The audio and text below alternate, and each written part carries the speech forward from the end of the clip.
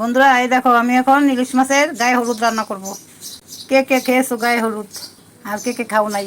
এই যে এক বাটি নারকেল কুড়া ব্লেন্ডারে কয়টা কাঁচা লঙ্কা দিয়ে দিচ্ছি। তোমরা তোমাদের ঝাল যে যেরকম খাও সেরকম দিও। আমি একটু বেশি ঝাল খাই, তাই আমি একটু বেশি লঙ্কা দিলাম। কাঁচামরিচ দিলাম, নারকেল দিয়ে দিলাম, একটু হলুদ দিয়ে দিলাম, একটু লবণ দিয়ে দিলাম, আর একটু তেল দিয়ে দিলাম, সরষের তেল। এখন এটাকে ব্লেন্ড করে ইলিশে গায়ে হলুদ রান্না করবো। এটাকে এখন ব্লেন্ডারে ব্লেন্ড করে আনবো।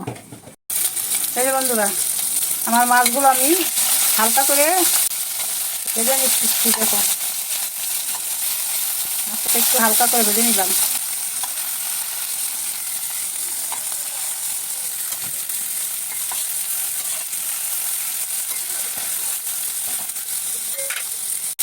এই বন্ধুরা, আমার মাছ হালকা করে ভাজা হয়ে গেছে। এখন এই নারকেল, কাঁচামরিচ, হলুদ, লবণ, তেলের পেস্টটা দিয়ে দিলাম।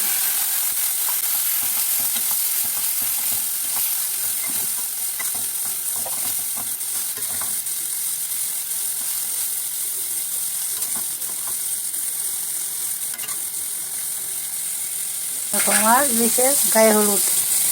এই যে বন্ধুরা দেখো, আমার ইলিশের গায়ে হলুদ হয়ে গেছে। দুটো কাঁচামরিচ মাঝখানটা চিড়ে দিয়ে দিছি, দুটো কাঁচামরিচ।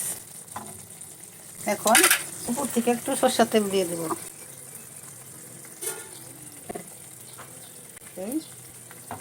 কমপ্লিট হয়ে গেল আমার ইলিশের গায়ে হলুদ।